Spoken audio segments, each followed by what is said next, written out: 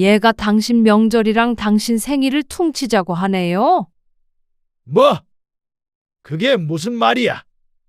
명절에 차례 지내고 만나는 걸로 당신 생일 잔치까지 한 걸로 치자는 말이죠. 너 엄마 아빠 생일에 돈 쓰고 시간 쓰는 게 그렇게 불편하고 부담스러워? 지난번에 하는 얘기 들었다? 누가 뭐 너희한테 돈 달라고 하니? 선물 달라고 해? 그냥 와서 밥 한두 끼 먹는데 그게 그렇게 힘들어? 그게 아니고요. 너희가 쓰는 돈도 돈이지만 우리가 쓰는 돈도 만만치 않아. 알게 모르게 돈이 얼마나 들어가는데. 그런데 우리가 너희 때문에 쓴 돈으로 부담스럽다고 하니 이제 오지 마. 그럴 거면. 오늘 이야기 속 주인공은 70세 장복희 씨입니다. 그리고 그녀의 아들과 며느리에 관한 이야기죠. 장 씨는 요즘 젊은 사람들이 참 냉정하고 부모에 대한 공경이 없다고 생각했습니다. 아들을 결혼시키고 나니까 그게 보였습니다. 결혼하니까 남이 되는 건 순식간이었죠. 가끔씩 내려와서도 늘 빨리 돌아가지 못해 안달내던 며느리는 그렇게 가끔 내려오는 것조차도 싫은 모양이었습니다. 시아버지 생일에 내려오는 게 싫어서 차라리 명절과 합치자는 말이 도대체 말이 되는 소린가 싶었습니다. 생일과 명절을 합치는 사람이 어디 있나 어이가 없었죠. 부모 자식 사이에 이렇게까지 선을 그으며 사는 게 과연 가족이 맞나 하는 생각도 들었습니다. 생일이라고 생신상을 차리라고 한 것도 아니었고 대단히 큰 선물을 바란 것은 더더욱 아니었습니다. 단지 1년에 한 번밖에 없는 아버지 생일에 가족끼리 모여서 밥 한 끼 하자고 하는 것인데 그게 뭐가 그렇게 힘들었는지. 이런 괘씸한 아들과 며느리 차라리 안 보고 살고 싶었습니다. 그러면 누가 후회할지 두고 보자 싶었죠. 장 씨는 아들이 둘 있었습니다. 처음 큰아들이 결혼했을 때는 무척 들떴습니다. 식구를 맡는 일도 기대가 되었고 손주도 볼 생각에 좋았죠. 그런데 아들이 결혼하고 나서 얼마 지나지 않아 그것은 그냥 꿈일 뿐이었다는 걸 알게 되었습니다. 어쩜 이렇게 무뚝뚝한 며느리가 다 있는지. 딸이 생긴다고 생각하려고 했는데 어떻게 된 것이 남보다 더 남 같았습니다. 언제쯤 내려오니? 네? 한번 내려오라는 말이야. 결혼한 지 얼마나 됐는데 그렇게 멀지도 않은데 얼굴 보기가 왜 이리 힘들어? 아들이 결혼식을 올린 지 한 달. 한 달 내내 며느리에게선 전화도 없었고 당연히 방문도 없었습니다. 그래서 장 씨가 먼저 연락할 수밖에 없었습니다. 장 씨는 아들 내외와 가까운 사이로 지내고 싶었죠. 상열 씨랑 상의해 볼게요. 주말에라도 한번 들렀다가 가. 맛있는 거 해줄게. 아버지도 보고 싶다고 그러신다. 네. 어머님, 전화를 끊고 나서 장 씨는 작게 한숨이 나왔습니다. 아무렇지도 않게 통화를 하긴 했지만 며느리가 어쩐지 방문하기를 꺼려하는 것 같아서 마음이 좋지 않았습니다. 결혼 전에도 몇 번 보질 못했고 결혼 후에는 신혼여행에서 돌아온 뒷날 한 번 보고 말았습니다. 그러니까 장 씨가 연락을 먼저 한 것이었습니다. 그리고 얼마 뒤 주말에 아들 부부가 장 씨의 집으로 내려왔습니다. 차 타고 1시간 반 정도 걸리는 거리였습니다. 너희 주려고 고구마 한 박스 더 사놨으니까 갈 때 가지고 가. 아, 예? 고구마요? 그래. 가져다가 먹어. 한 박스까지는 필요 없을 것 같아요. 둘 뿐이라서 다 못 먹을 것 같은데. 가지고 가서 쪄먹기도 하고 마탕도 해먹고 밥에도 넣어서 먹고 해. 그래? 요새 젊은이들 다이어트 하면서도 많이 먹는다며? 아버지가 며느리 준다고 장에 가서 사온 거야. 오늘 아침에. 네, 감사히 잘 먹겠습니다. 며느리가 고개를 작게 숙이며 인사했습니다. 남편은 그걸 뿌듯한 표정으로 바라보았죠. 이런 시아버지가 어디 있니? 내가 먹고 싶다고 해도 잘 안 사다 주는데. 네, 감사해요. 며느리 사랑은 시아버지야. 그러니까 자주 와서 맛있는 것도 얻어먹고 해. 네, 장 씨는 며느리가 좀 더 살갑게 굴었으면 싶었습니다. 무슨 말만 해도 네, 아니요. 결혼까지 한마당에 왜 이렇게 대면대면 구는지 몰랐습니다. 아이고, 어깨가 아직도 결리네. 아직도요? 낮에는 괜찮다고 그러더니. 괜찮았는데, 아이고. 남편이 어깨를 주무르려고 손을 이리저리 뒤로 올리자 아들이 나섰습니다. 아버지, 조금 주물러 드려요? 그 말을 듣고 장 씨가 말했습니다. 아니, 상렬이 너 말고. 지영이가 좀 아버지 어깨 좀 주물러드려. 네, 며느리가 시아버지 어깨 주물러드리면 보기 좋지. 장 씨가 미소 지으며 말하자 며느리가 어색한 표정을 지으면서 아들을 바라보았습니다. 아들도 그런 며느리의 눈치를 보면서 장 씨에게 말했습니다. 제가 주물러 드릴게요. 그러면서 남편의 어깨를 주무르기 시작했습니다. 남편은 어깨가 아파 별 신경 쓰지 않는 눈치였습니다. 하지만 장 씨는 속으로 조금 언짢았죠. 며느리는 자기가 하겠다는 소리 없이 앉아 있었습니다. 어깨 마사지 기계 사드려야겠네. 그러면 좋지. 원래 며느리는 결혼하면 친정아버지보다 시아버지랑 더 가깝게 지내야 하는 법이야. 에이, 요즘에 그런 게 어디 있어요. 아들의 대꾸에 장 씨가 눈을 흘겼습니다. 결혼했으면 우리를 엄마 아빠라고 생각하라는 말이지. 우리도 지영이를 딸처럼 생각하니까. 하지만 그건 장 씨만의 바람이었죠. 주말에 올 거지? 네? 이번 주말에요? 그래. 다음 주 월요일이 아버지 생신이잖아. 평일엔 오기 힘드니까 주말에 와야지. 토요일에 와. 장 씨가 남편의 생일을 앞두고 아들에게 전화를 했습니다. 아들네가 결혼하고 첫 생일이었는데 당연히 오겠다고 할 줄 알았던 아들의 반응이 이상했습니다. 이번 주에도 또 가라고요? 그러면 안 와? 황당함에 대꾸를 했더니 아들이 변명조로 대답했습니다. 아니, 그저께 명절에 갔다 와서 생신에는 전화만 드리려고 했어요. 그러면 아버지 서운하시지. 아무리 명절에 왔다 갔다고 하지만 첫 생일을 그렇게 지나가 버리면 남편이 섭섭할 게 뻔했습니다. 장 씨라도 그럴 것 같았습니다. 일주일 간격이라. 남편의 생일이 설이랑 가까운 것은 사실이었습니다. 거리가 오가기 힘들 정도로 멀다면 장 씨도 당연히 굳이 오란 소리를 하지 않겠지만 그렇지 않으니까 당연히 아들 내외가 와야 된다고 생각했죠. 왜? 오기 힘들 것 같아? 아, 아니에요. 갈게요. 전화를 끊고 하도 찜찜해서 장 씨가 남편에게 물었습니다. 장 씨가 아들네에게 너무 한 건가 싶어서 말이죠. 여보, 당신 생일에 애들 오는 게 맞죠? 그러자 남편이 황당하다는 듯이 대꾸했습니다. 당연히 오겠지. 맞고 틀리고가 어딨어? 왜? 오지 말라고 그러게? 아니요. 혹시나 해서요. 설이랑 며칠 차이가 안 나니까.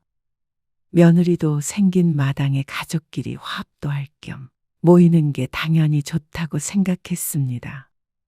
그러지 않으면 사실상 만날 수 있는 날이 1년에 몇 번 되지 않았습니다. 명절 2번에 제사 1번, 그리고 장씨 부부의 생일, 어버이날이 전부였습니다. 6번인데 이 중에서 한 번이라도 빠지면 2달에 한 번꼴로도 못 보는 것이었죠. 그게 가족인가 싶었습니다. 며칠 전 자식들이 다 와서 하룻밤 자고 갔지만 그렇다고 그게 생일에 오지 않을 이유가 되진 않았습니다. 상훈이 너도 올 거지? 아버지 생신에요? 가야죠. 회사 근처에서 혼자 살고 있는 작은 아들은 당연히 오겠다고 했습니다. 마찬가지로 며칠 전에 왔다 갔는데도 불구하고 말이죠. 물론 장씨 부부의 집과는 더 가까이 살았지만 그래도 결혼 안 한 아들이 더 낫다 싶었습니다. 며느리의 입김인지 뭔지 큰아들의 말투가 영 시원찮았기 때문이었죠. 뭐 필요한 거 있으세요? 가는 길에 사갈게요. 토요일 아침 큰아들에게서 전화가 왔습니다. 사올 건 없고, 잡채 할 거니까 당면 사오고, 네. 당면이면 돼요? 시금치도 없는 것 같네. 소고기랑, 그리고 소주도 사와. 소주요. 생신인데 한 잔 하시겠지? 아, 네. 알겠어요. 넉넉하게 사와. 남편은 점심 약속이 있다며 잠시 외출했고 장씨는 혼자 집에 있었습니다. 작은 아들은 저녁 시간에 맞춰서 도착한다고 하니까 장씨 혼자 쉬고 있었죠. 큰아들네가 생각보다 일찍 왔습니다. 오후 2시쯤 왔는데 양손에는 비닐봉지가 한가득이었습니다. 뭘 이렇게 많이 사왔어? 사오라고 하는 것만 사오지. 과일도 좀 사왔어요. 내용물을 꺼내보니까 소고기도 부위별로 사왔고 과일도 3종류였습니다. 돈을 꽤나 썼을 것 같았습니다. 남편도 잠시 뒤에 집에 도착했고 작은 아들까지 오니까 그래도 집안이 꽉 찼습니다. 여기에다가 손주들까지 있으면 금상첨화일 것 같았죠. 음식 준비하자. 네. 어머님, 장씨는 이야기를 나누는 남자들을 뒤로하고 며느리를 불러 부엌으로 들어왔습니다. 아버지 생신엔 음식 많이는 안 할 거야. 명절에 남은 음식들이 많아가지고. 그것들 데워서 먹어야 돼. 네. 미역국은 아침에 먹은 거 있거든. 그거 다시 데워서 먹고. 갈비찜이랑 잡채랑 아버지 좋아하시는 홍어무침 이렇게 할 거거든. 재료 손질 좀 해. 네. 며느리는 요리를 많이 안 해본 것인지 뭐든 서툴렀습니다. 결혼 전에 부모님과 함께 살았다더니 칼질도 많이 안 해본 티가 났죠. 요즘 사람들이 다 그렇겠거니 생각해서 타박할 마음은 들지 않았습니다. 서툰 것이 앞으로 배워나가면 될 문제였으니까 말이죠. 이렇게 종종 내려와서 같이 밥 준비도 하고 그러면 좋지. 음식도 배우고. 상렬이 걔가 입맛이 은근히 까다로워서 미원친 것도 잘 안 먹거든. 내가 올 때마다 요리 몇 가지 알려줄게. 아, 네. 밥 잘 챙겨 먹어야 해. 맞벌이 하느라 힘든 건 알지만 다른 건 몰라도 밥은 꼭 제때에 먹고. 네. 그렇게 할게요. 추석 음식이 너무 많이 남아서 버려야 하나 고민했거든. 너희 오니까 잘 됐다. 오늘 내일 먹고 가면 되겠어. 전도 냉동해 놨거든. 아, 내일이요? 그래. 자고 가야지. 기왕 이렇게 된 거 잘 됐다 싶었습니다. 며느리까지 있으니 명절 음식을 넉넉하게 했는데 바로 남편의 생일이니까 끝까지 다 먹어치울 수 있으니까 말이죠. 그렇게 장씨는 큰아들 부부와 작은아들도 하루 머물게 했습니다. 술까지 마시니까 당연히 운전해서 올라갈 수는 없었고 다음날 일요일 아침 일찍 밥을 먹고 떠났습니다. 그렇게 설을 보낸 후 일주일 뒤 자식들을 한 번씩 더 보았습니다. 작은 아들도 결혼을 하고 손주들이 여럿 생긴 뒤에도 마찬가지였습니다. 그렇게 시간이 흘렀죠. 왔니? 네. 잘 지내셨어요? 잘 지내는지 안 지내는지 궁금하긴 했니? 생전 연락도 없다가 오랜만에 명절에 와서 잘 지냈느냐고 물어보는 것이 마음에 차지 않았습니다. 지난번 제사 때 보고 근 2달 만이었습니다. 손녀딸도 보고 싶다고 자주 좀 오라고 해도 말을 듣지 않았습니다. 네. 그리고 결혼한 지 10년이 지났는데도 며느리는 여전했습니다. 어떻게 보면 장 씨의 아들보다도 무뚝뚝했죠.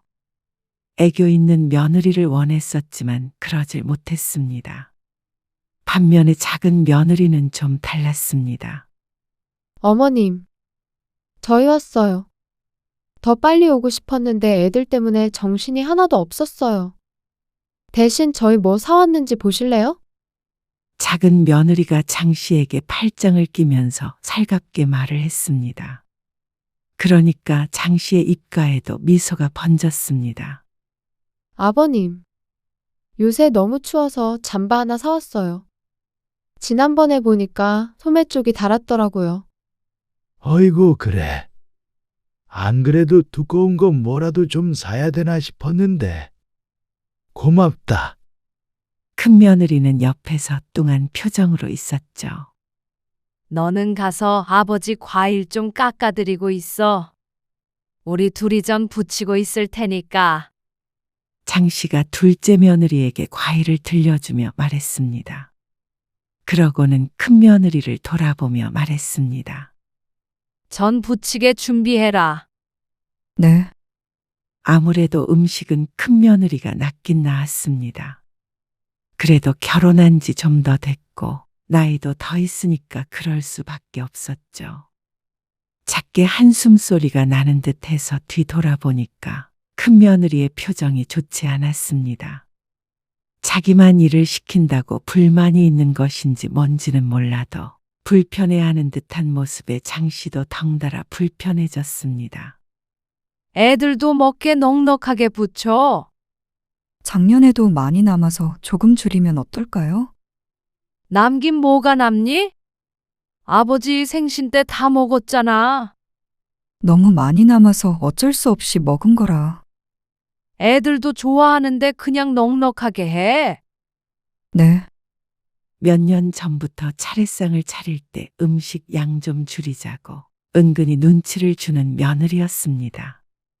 하지만 식구가 늘었는데 음식을 줄이는 건 말이 안 된다고 생각했습니다. 넉넉하게 하고 생일 때까지 푸짐하게 먹으면 좋았죠. 작은 며느리도 나중에 합류해서 같이 차례 음식을 준비했습니다. 나머지는 내일 아침에 하면 되니까 저녁상 차리자. 부엌 큰 오후 내내 정신없이 바빴습니다. 그래도 며느리가 둘이나 있어서 다행이었습니다. 아들 둘을 낳길 천만다행이라고 생각했습니다. 딸 둘이었다면 늘 장씨 혼자 이 많은 음식을 준비해야 했으니 말이죠. 다 같이 둘러앉아 먹는 저녁을 준비하는 것도 일이었습니다. 큰아들네 아이 하나와 작은아들네 둘까지 합치면 총 9명이었습니다. 북적거릴만 했죠.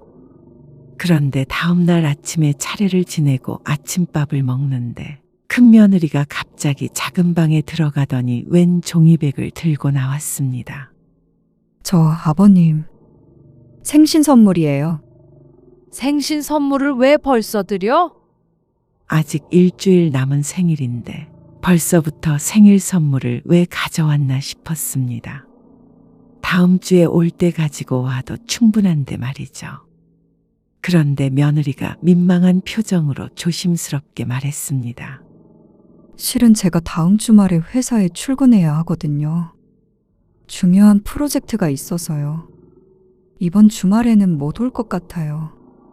뭐? 못 온다고? 네. 아니, 무슨 주말에 회사를 가니? 저도 빼보려고 노력을 했는데 도저히 안 될 것 같아요. 죄송해요.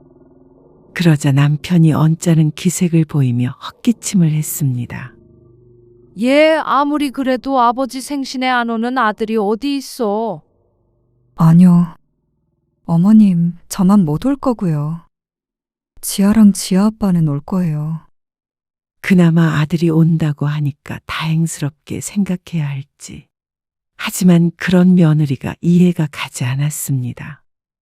생전 주말에 회사에 출근한다는 소리를 들어본 적이 없었는데 왜 하필이면 시부모 생일에 출근을 해야 한다는 건지. 탐탁지 않은 기색을 보이니까 아들이 끼어들어 말했습니다. 저랑 지아는 올 거예요. 지아 엄마가 아버지 생신에 못 온다고. 죄송하다고 선물 산다고 신경 많이 썼어요. 선물이 뭐 중요하냐? 누가 선물 받고 싶어서 모이냐? 아니요. 그런 뜻이 아니고요. 됐다. 그냥 오지 마라. 나이 들어서 생일 챙기는 것도 주책이지. 아버님, 그런 게 아니라 그러자 남편이 헛기침을 몇 번 했습니다. 말을 그만하라는 것이었죠. 장 씨도 며느리에게 눈치를 줬습니다. 지금 뭐라고 한들 남편의 화가 풀릴 것 같지는 않았습니다. 장 씨도 서운한데 남편은 오죽하겠나 싶었죠. 식사 자리는 분위기가 어색해졌습니다. 아버님, 대신 저희가 오잖아요. 그나마 작은 며느리가 있어서 다시 서로 얘기를 나눴죠. 장 씨는 밥상을 치우면서 큰 며느리에게 넌지시 말했습니다. 지아 엄마, 웬만하면 와. 생신이 1년에 몇 번이나 된다고 그래. 잠은 안 자더라도 와서 밤에 가면 되잖아. 저도 그러고 싶은데 토요일이랑 일요일 다 출근을 해야 해서요. 아마 다다음 주도 그렇게 될 것 같아요. 세상에 그런 회사가 어디 있나 싶었습니다. 두 아들도 그렇고 작은 며느리도 그렇게 쉬는 날도 없이 회사에 출근했다는 소리는 들어본 적이 없었습니다. 장 씨는 눈을 가늘게 뜨고 며느리를 쳐다보았습니다. 며느리가 올 때마다 뚱한 것이 설마 오기 싫어서 일어나 싶었죠. 하지만 며느리는 억울한 표정이었습니다. 아버지가 너무 속상해 하시잖아. 회사 안 가면 안 되는 거야? 다음 주만 빠진다고 뭐 설마 자르기야 하겠어? 어머님, 그건 힘들죠. 회사인데. 장 씨는 한숨을 쉬고 말았습니다. 이렇게까지 말했는데도 안 된다고 하니 참 매정하기 짝이 없었습니다. 하지만 정말 회사 일이라면 마음대로 빠질 수도 없긴 할 것이었습니다. 서운한 마음이 드는 한편 그래도 며느리의 사정을 이해하려고 노력했습니다. 하지만 남편은 여전히 기분이 안 좋은지 일찍 들어가서 잠자리에 들었습니다. 그러자 술자리도 흐지부지해졌죠. 장 씨는 자다가 잠에서 깼습니다. 오래 잔 것 같았는데 시간을 확인해 보니까 2시간 정도밖에 안 흐른 것 같았습니다. 물이라도 한 잔 마시려고 방을 나섰습니다. 그런데 큰아들네가 자는 작은 방에 불빛이 들어와 있는 것이 보였습니다. 아직도 안 자나 싶어서 다가갔더니 둘이 나누는 대화 소리가 들렸죠. 부담스러운 건 맞지. 명절 때도 돈 많이 들고 아버님 생신 선물도 드려야 하고 한 번 왔다 가면 깨지는 돈이 크니까. 그건 그렇지. 하필 또 같은 달이라. 작년에 여행 보내드렸던 것도 출혈이 좀 컸지. 좀 기간이 떨어져 있기라도 하면 모르겠는데 나도 힘들긴 하다. 당신도 고생이 많아. 또 음식하느라 진짜 힘들지. 거기까지 듣고 물러섰습니다. 아무래도 큰아들네가 이렇게 집에 오가는 게 부담스러운 모양이었습니다. 장 씨는 그래서 회사 일은 핑계라고 생각했습니다. 그럴 것 같기는 했습니다. 뜬금없이 회사에 간다며 시아버지 생일에 참석을 안 하겠다니. 참 며느리답다 싶었습니다. 장 씨는 속이 부글부글 끓었습니다. 하지만 이 얘기를 남편에게 했다가는 큰일이 날 것 같아서 입을 꾹 다물고 있었습니다. 다음 날 차례를 지내고 돌아가며 며느리가 다시 한번 말했습니다. 죄송해요. 다음 주에 못 와서. 그 모습이 어찌나 가증스럽게 보이던지 장 씨는 속으로 혀를 찼습니다. 간밤에 그 얘기를 못 들었다면 그래도 사정이 있으니까 어쩔 수 없겠구나 했을 텐데 이제는 그렇게 생각할 수 없었습니다. 마음 같아서는 무슨 일이 있어도 와라 하고 싶었지만 그렇게 해서 온들 과연 기분이 좋을까 싶었습니다. 어쩌면 차라리 아들이랑 손녀만 오는 게 나을 수도 있었습니다. 그래서 장 씨는 끝까지 입을 꾹 다물고 있었습니다. 그런데 일주일 뒤 남편의 생일이 되었을 때 장 씨는 아들의 전화를 받고 황당함을 금치 못했습니다. 뭐? 너까지 못 온다고 하면 어떡해? 아버지가 얼마나 상심하시겠어? 아들도 못 온다는 말이었습니다. 저도 가려고 어제 짐도 다 챙겨놨는데 어젯밤에 지아가 많이 아파서 응급실 다녀왔다니까요. 갑자기 왜 애가 그렇게까지 아픈 건데? 지아 엄마는 내 건강 관리를 어떻게 했길래 그래? 그게 왜 지아 엄마 탓이에요? 애가 아픈데 지아 엄마는 애 아픈데도 출근해야 해서 지금 속이 말이 아니에요. 혹시나 전화해서 뭐라고 하지 마세요. 끝까지 출근했다는 말을 하는데 사실 장 씨도 이렇게까지 화를 내는 이유가 있었습니다. 장 씨도 손녀딸이 아픈 게 별게 아니라고 생각해서 이러는 게 아니었습니다. 며느리가 부담스러워서 내려오기 싫어했고 아들도 지금 이러는 걸 보면 그냥 다 같이 핑계를 만들어서 오지 않기로 했구나 싶어서였죠. 잔말 말고 지아 데리고 내려와. 너희까지 안 오면 아버지 난리 나셔. 아픈 애를 데리고 어떻게 가라는 거예요? 아버지한테는 제가 전화 따로 드릴게요. 기어이 너희 다 안 오겠다는 말이야? 큰아들이? 죄송해요. 결국 아들네는 오지 않았습니다. 남편은 화가 머리끝까지 난 상태였습니다. 왜 자꾸만 큰아들네와 이런 일이 있는지 몰랐습니다. 상렬이네 안 온대. 지아가 아프다네요. 뭐? 어디가 얼마나 아픈데? 남편이 손녀딸을 걱정했습니다. 장 씨도 어쩔 수 없이 그날의 대화 내용을 이야기할 수밖에 없었습니다. 명절 끝나고 바로 당신 생일이잖아요. 그러니까 2번 내려오기가 부담스럽다고 그런 얘기를 하더라고요. 뭐야? 그러면 일부러 안 온 거란 말이야. 그러니까 회사 핑계, 지아 핑계 대는 거 아닌가 생각이 드는 거죠. 아니면 뭐겠어요? 사실 장 씨도 남편에게 이렇게까지 얘기하고 싶지 않았습니다. 하지만 아들이 괘씸하기도 했고 그런 와중에 손녀딸을 걱정하는 남편이 짠하기도 했죠. 그리고 그날 이후로 남편은 큰아들네에게 무척 차가워졌습니다. 이것 좀 치워. 며칠 뒤 남편이 작은 며느리가 건넸던 종이 가방을 거실 바닥에 툭 던져 놓았습니다. 안에는 건강식품이 들어 있었는데 인삼인지 수삼인지 그런 것이 들어가 있는 것이었습니다. 가격이 꽤 나갈 것 같았죠. 애들은 미워도 이건 먹어요. 몸에 좋은 건데. 장 씨는 며느리가 준 선물을 버리지 않고 찬장에 넣었습니다. 그 뒤부터 남편은 큰아들에서 전화가 온 것은 받지 않았습니다. 하지만 장 씨는 그래도 내 자식이라고 이해하자 싶었죠. 하지만 나한테 더 잘하는 자식에게 마음이 기우는 것은 당연했습니다. 어버이날이 되기 며칠 전 주말이었습니다. 아들네 모두 장 씨의 집에 찾아왔습니다. 장 씨가 간단하게 음식을 했는데 며느리들이 집에서 반찬을 몇 가지 싸오기도 했습니다. 큰 며느리가 소갈비찜을 해왔는데 남편은 손도 대질 않았습니다. 여보, 소갈비찜 먹어봐요. 아, 질겨서 싫어. 그러자 며느리는 시무룩한 표정을 지었죠. 그런데 남편은 작은 며느리가 싸온 불고기를 집어먹고는 말했습니다. 이거는 부드럽네. 재준이랑 재민이도 이거 먹어봐.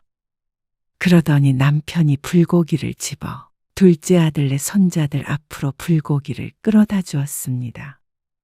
불고기를 집으려던 손녀딸의 젓가락이 허공에서 갈 길을 잃었습니다. 아버지, 지아도 불고기 먹어요. 큰아들이 말하자 남편이 콧방귀를 뀌었습니다. 장씨도 큰아들네가 괘씸했지만 그래도 손녀에게 그러는 것은 아닌 것 같아서 불고기를 집어서 손녀딸 밥그릇에 올려주었습니다.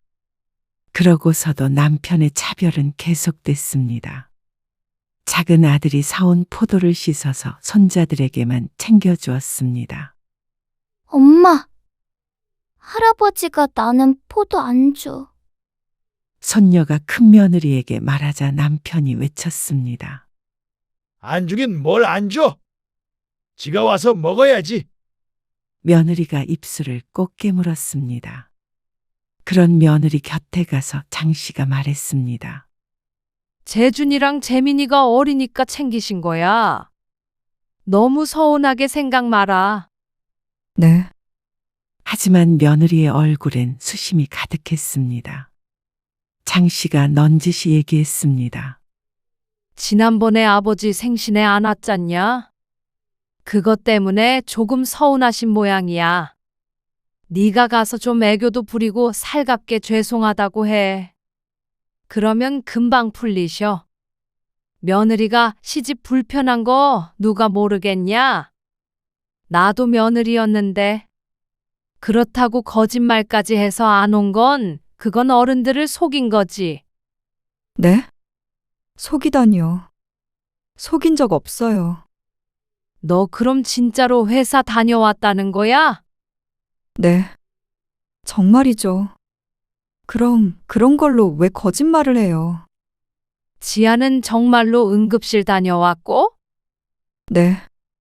하지만 확인할 방법이 없었습니다. 당연히 며느리는 그랬다고 하겠죠. 이걸로 뭐 증거를 대봐라 할 수도 없는 노릇이고 며느리랑 이런 일로 신랑이 하고 있는 것 자체가 불편했습니다. 장씨라고 그때 섭섭하지 않았던 것이 아니었으니 말이죠. 어머니, 정말 너무하신 거 아니에요? 아무리 화가 나셔도 그렇지. 왜 애한테 상처를 주세요? 내가 뭘? 아버지도 그러시고 정말 불편해서 못 있겠어요. 뭐? 불편? 지난번에 내가 아무 말 않고 넘어갔는데. 너 엄마 아빠 생일에 돈 쓰고 시간 쓰는 게 그렇게 불편하고 부담스러워? 그게 무슨 말씀이세요? 같은 달에 있어서 돈 많이 든다고 부담스럽다며? 지난번에 하는 얘기 들었다? 그러니까 서운하다는 거야. 누가 뭐 너희한테 돈 달라고 하니? 선물 달라고 해. 그냥 와서 밥 한두 끼 먹는데 그게 그렇게 힘들어? 그게 아니고요. 한 번 오면 그래도 어떻게 빈손으로 와요.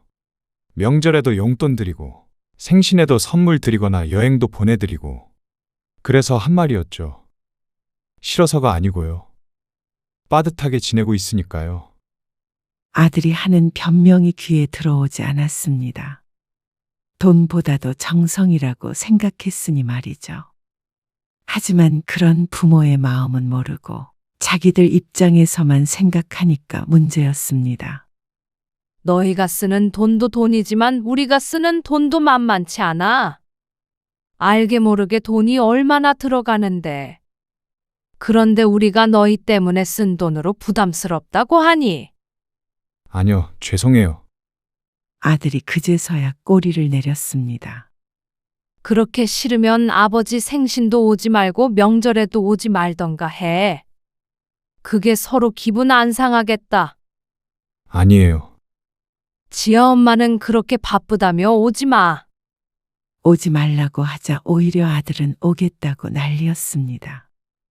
장 씨 부부의 기분이 상한 것 같으니까 그제서야 눈치를 보는 모양이었죠. 장 씨는 모시기는 척 넘어갔습니다. 뒤시하게 한 것도 이대로 묻을 생각이었습니다. 자식 이기는 부모가 없으니 말이죠. 다음번부터는 큰아들네 부부도 열심히 가족 행사에 참석을 했습니다. 며느리도 나름대로 노력하는 게 보였죠. 그러니까 남편도 서서히 마음의 문을 여는 듯 보였습니다. 그런데 지난해 추석에 문제가 터졌죠. 어머니, 어떻게 하죠? 애들 엄마가 쓰러져서 병원에 왔는데 임신을 한 상태였대요. 뭐? 임신? 첫째가 7살이고 둘째가 5살이었습니다. 그런데 셋째가 생긴 것이었습니다. 그것도 임신 초기도 아니고 벌써 5개월이라고 했습니다. 그동안 입덧도 없어서 모르고 있었다는 말에 황당한 기분이 들었습니다. 어떻게 그 정도가 될 때까지 몰랐는지. 하지만 쓰러지기까지 했다는데 심각한 문제는 맞았습니다. 그래서 명절에 못 내려갈 것 같아요. 그냥 몸이 아픈 게 아니라 아이까지 가졌다고 하는데 어떻게 내려오라고 할 수 있을까요? 제가 옆에 있어야 해서 애들도 못 갈 것 같은데 괜찮으세요? 어쩔 수가 없지. 그래서 추석에는 큰아들네만 오게 되었습니다. 그런데 죄다 환자들만 있는 것인지 큰며느리 얼굴이 무척 초췌해 보였습니다. 지아 엄마는 얼굴이 왜 그래? 아, 요새 몸이 좀 안 좋아서요. 뭐? 어디가 어떻게 안 좋은데? 기운도 없고 그래요. 병원에는 가봤어? 네. 근데 괜찮대요. 잠을 많이 자고 밥을 많이 먹고 해. 오늘은 더 부지런히 해야겠다. 작은 애 안 와서 일손이 부족해. 네, 큰며느리가 기운 없이 대답했습니다. 장 씨는 바쁘게 움직였습니다. 작은 아들네가 없으니까 음식은 좀 덜 해도 되겠지만 차례 지낼 음식의 가지수가 줄어드는 게 아니었으니 말이죠. 그런데 큰며느리는 영 비실비실했습니다. 좀 기운 차려서 하면 안 되니? 이걸 나 혼자서 할 수는 없잖아. 얼른 하고 나서 그러고 쉬어. 네. 어머니, 제가 좀 도울게요. 아나가 있어. 아버지만 두고 오면 어떡해? 그러자 아들이 머뭇머뭇 며느리를 바라보았습니다. 둘이 눈빛을 주고받는 듯한 느낌이 들었지만 장 씨는 모른 척했습니다. 아들이 부엌을 나갔고 장 씨는 며느리를 쳐다보았습니다. 그러자 한숨 쉬는 며느리가 보였습니다. 역시나 좀 잘하나 싶었더니 원래 성격이 어디 가나 싶었습니다. 며느리가 한숨을 쉬고 죽상을 하고 있자 장 씨도 기운이 빠지는 것 같았죠. 며느리는 음식을 다 하고 나서 저녁 식사도 건너뛰었습니다. 그게 꼭 시위하는 것 같아서 못마땅했는데 남편도 조금 화가 난 것 같았습니다. 아무리 그래도 명절에 와서 밥은 다 같이 먹어야지. 피곤하다고 방에 들어 누워 있는 며느리가 어디 있어? 죄송해요. 지아 엄마가 몸이 많이 안 좋아요. 회사에 병가 낸 적도 있었어요. 하지만 장 씨는 속으로 다른 생각을 했습니다. 회사에 병가를 내서 빠질 수 있는 거면 예전에 남편 생일 때는 왜 그렇게 우겨서 오질 않았는지. 작은 아들네가 없으니까 명절이지만 집이 조용했습니다. 아프다고 드러누워 있는 며느리와 무뚝뚝한 아들, 휴대폰만 보고 있는 손녀딸. 명절이 명절 같지가 않았습니다. 그런데 큰며느리는 집에 돌아가서 크게 알았다고 했습니다. 아무래도 혼자서 음식 준비하고 그러느라 힘들었나 봐요. 혼자 하니? 나도 했는데 나는 멀쩡하다. 하지만 그리고 얼마 뒤에 무슨 기능 저하증인지 뭔지 하는 병이라는 진단을 받았다고 했습니다. 그게 뭐야? 호르몬 수치 때문에 그러는 건데요. 면역이 떨어져서 계속 몸이 안 좋은 거예요. 아, 그래? 네. 빈혈도 좀 있고요.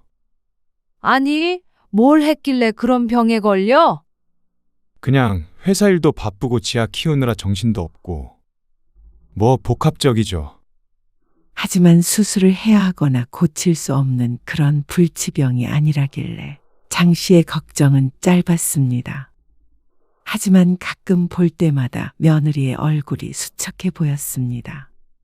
무슨 수치는 조금 회복이 되었다고 하는데 여전히 몸이 안 좋아 보였죠. 그리고 설이 다가왔습니다. 작은 며느리는 산딸이 몇 주 남았는데 유산기가 있다고 병원에 입원했습니다.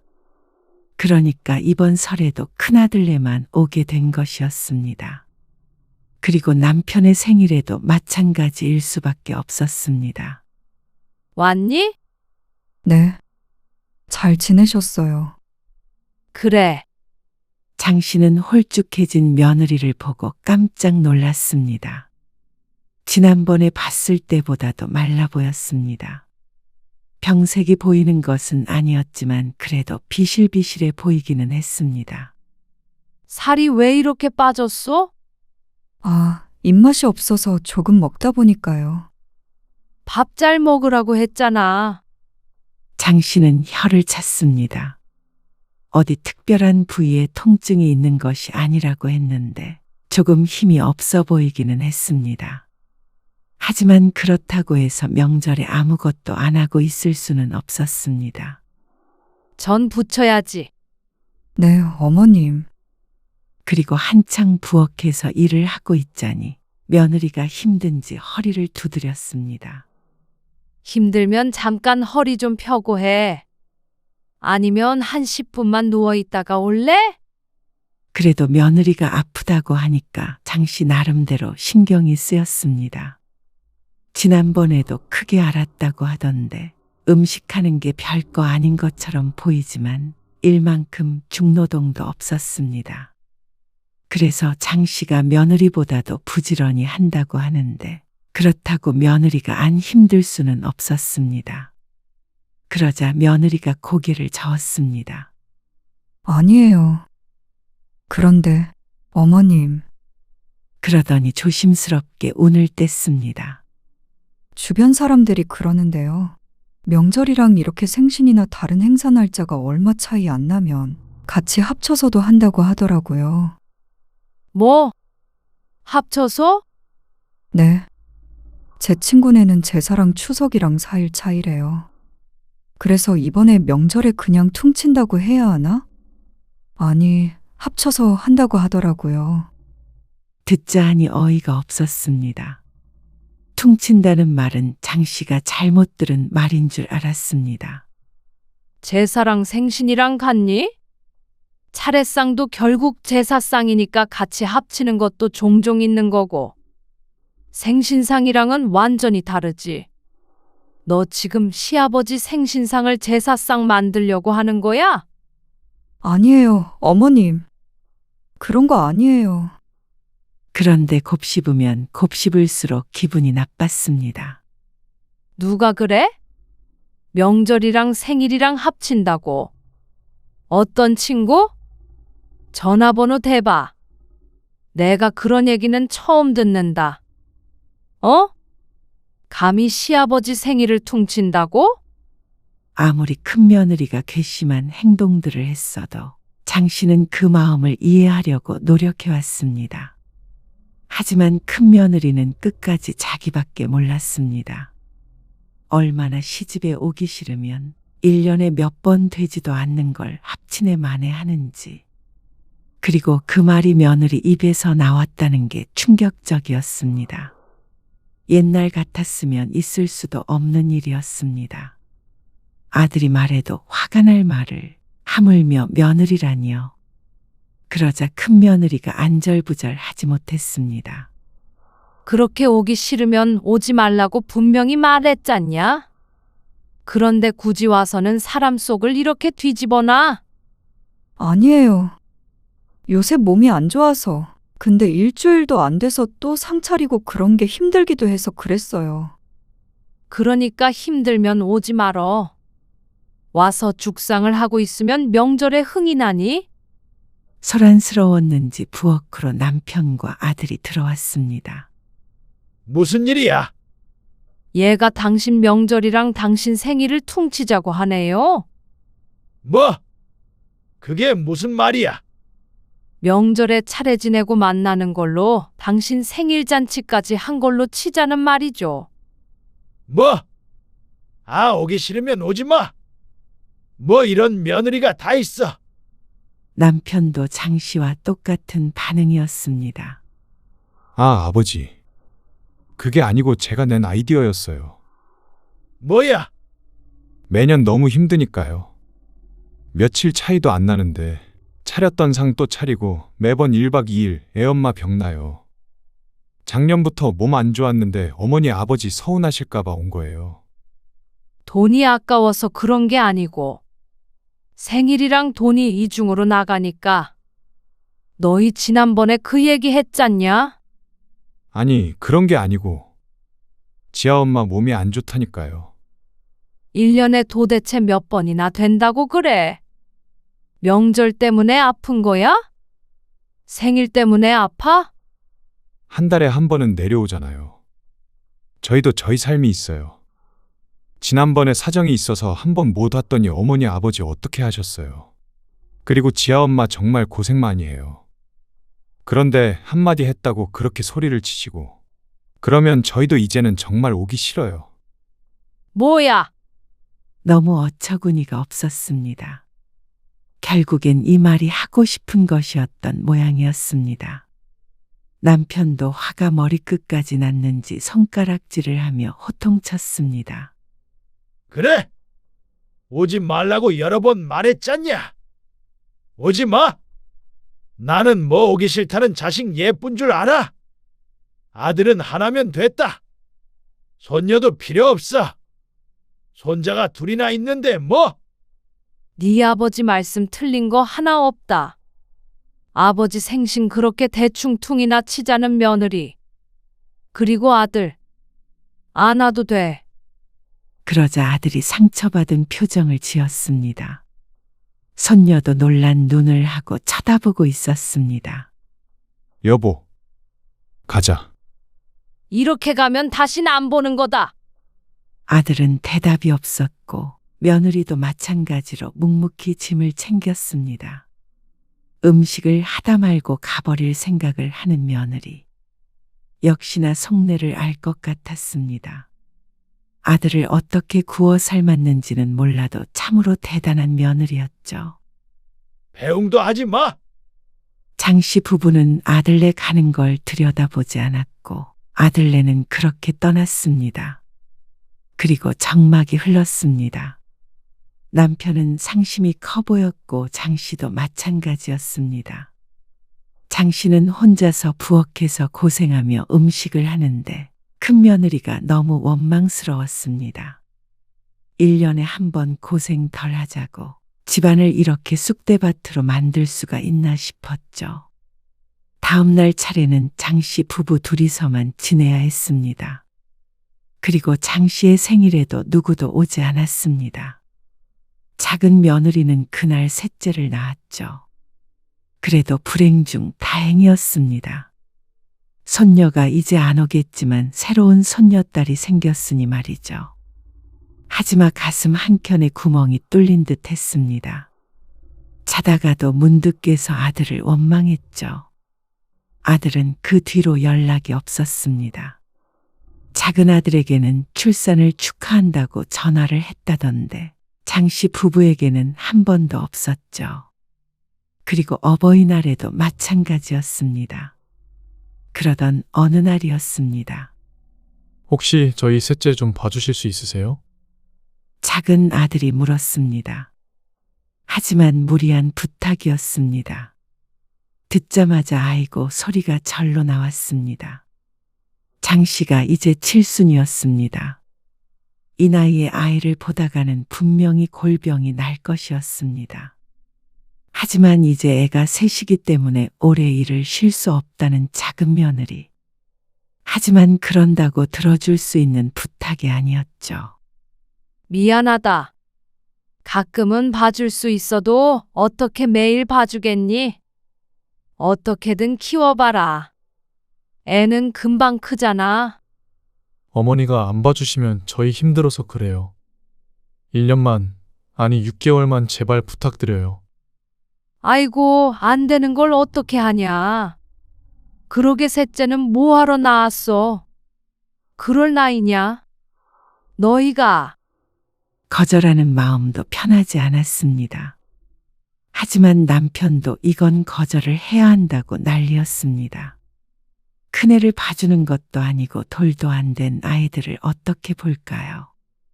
그런데 한 달 뒤, 장씨 부부는 청천벽력 같은 말을 들었습니다. 저희 이사해요. 뭐? 갑자기 어디로? 처가 옆으로요. 처가면 어디라는 거야? 제주도? 네. 다음 달에 재준이 엄마가 애들 데리고 먼저 내려갈 거예요. 장모님이 애들 봐주신대요. 그러면 직장은? 재준이 엄마는 거기에 이모부님 회사에 다니기로 했고요. 저도 그쪽으로 이직 알아보고 있어요. 뭐? 제주도에서 산다고 그럼? 그게 말이 돼? 제주도가 장난도 아니고 무슨 갑자기 이사를 간다는 말인지 몰랐습니다. 하지만 아들이 대답했습니다. 방법이 없는데 어떻게 해요, 그럼? 근데 장모님이 봐주신다니까 어쩔 수 없죠. 사람을 쓰면 되잖아. 그 정도 여유가 어디 있어요. 다행히 긍정적인 회사가 몇 군데 있어서 이직은 금방 될 것 같아요. 회사가 그렇게 쉽게 바꿀 수 있는 것인지 장 씨는 처음 알았습니다. 자세한 사항은 몰랐습니다. 하지만 어쨌거나 중요한 건 아들네가 먼 곳으로 가버린다는 것이었습니다. 어머니 아버지 입장도 이해는 가요. 연세가 있으시니까. 그런데 그렇게 단칼에 거절당하니까 좀 서운했어요. 그래서 간다는 거야? 애 셋 키우면서 살려고 가는 거죠. 그리고 이제 명절엔 설이나 추석 때 한 번만 갈게요. 뭐야? 매번 비행기 타고 갈 수는 없잖아요. 그렇다면 1년에 한 번씩만 보면서 살자는 말인가 싶었습니다. 어떻게 이런 일이 있나 망연자실했습니다. 그리고 다음 달에 정말 며느리는 제주도로 떠났고 아들은 집을 정리했다고 들었습니다. 그리고 아들도 얼마 뒤에 며느리를 따라서 제주도로 가버렸죠. 장씨 부부는 졸지에 혼자가 됐습니다. 너무나도 갑작스러운 일이라 붙잡고 말고 할 틈도 없었습니다. 이렇게 중대한 일을 어떻게 부모와 상의도 하지 않고 저질러 버리는 것인지 화가 날 지경이었습니다. 남편도 둘째 아들도 다 소용없다면서 자식들 없는 셈치고 살자고 소리쳤죠. 그래서 장 씨도 그러겠다고 했습니다. 하지만 한 달, 두 달이 지나면서 처지가 참 이상하게 됐다는 생각이 들었습니다. 분명히 괘씸한 건 아들들인데 어째서 외로움을 느끼는 건 장씨 부부인지. 애들한테 전화 왔어요? 작은 애한테는 왔고 상렬이는 전화 없었지. 나쁜 놈. 설에는 장씨 부부만 차례를 지냈고 설이 지나 남편의 생일에도 작은 아들로부터 전화 한 통 오고 말았습니다. 아마 큰아들네는 지들끼리 여행을 갔을 수도 있겠고 작은 아들은 처가 식구들과 시간을 보내고 있겠죠. 장 씨는 며느리를 아끼고 딸처럼 대하려고 노력했는데 결국엔 자기들 입맛에 맞지 않으면 이렇게 떠나버리는구나 싶었습니다. 아들들도 마찬가지였습니다. 자신의 가정이 우선이지 부모는 안중에도 없었습니다. 장 씨는 조용한 집안에서 혼자 앉아 있었습니다. 텔레비전 소리만이 빈 거실을 채우고 있었죠. 요즘 젊은 것들은 정말 버릇이 없어. 부모가 뭔지도 모르고. 남편도 고개를 끄덕였습니다. 두 사람은 여전히 자신들이 옳다고 생각했죠. 명절과 생일을 합치자는 것이 말이나 되는 소리인지 부모 생신도 제대로 챙기지 못하는 자식들이 뭐가 그리 바쁜지. 그런데 이상하게도 집은 너무 조용했습니다. 손자들 소리가 들리지 않는 명절은 썰렁하기 그지없었죠. 이웃집에서는 자식들이 와서 북적거리는 소리가 들려왔습니다. 차라리 자식을 안 낳았어야 했나. 장 씨가 한숨을 쉬었습니다. 자식들이 잘못했는데 왜 자신들이 이렇게 쓸쓸해야 하는지. 분명 며느리들이 문제였고 아들들이 철이 없어서 그런 건데. 내가 뭘 잘못했다고. 부모 생일 챙기는 게 그렇게 힘든 일인가? 장 씨는 끝까지 자신의 잘못을 인정하지 않았습니다. 하지만 텅 빈 집안의 적막함은 견디기 힘들었죠. 이렇게 외롭게 늙어가리라곤 생각도 못했습니다. 자식 둘을 키워놨는데 결국 남은 건 서운함과 후회뿐이었습니다.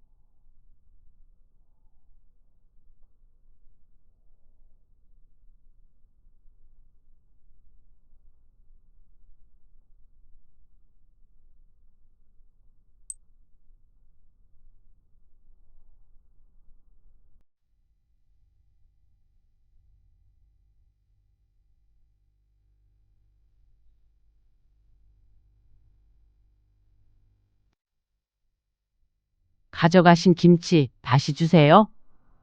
나한테 없어. 나는 몰라. 아니, 그게 말이 돼요? 나한테 없다니까 그러네. 어머니가 가져가셨는데 어떻게 몰라요? 아, 다 나눠줬어. 뭐라고요? 형님한테 주셨어요? 용선이 6통 주고, 한 통은 춘자 주고, 또 한 통은 건너집 주고, 또 한 통은 작은 집 갖다 줬지. 여태 그러면 어머니 안 드시고 그렇게 여기저기 나눠주신 거예요? 우리 집 김치가 맛있다고 다들 그러는데, 그러면 어떡하냐?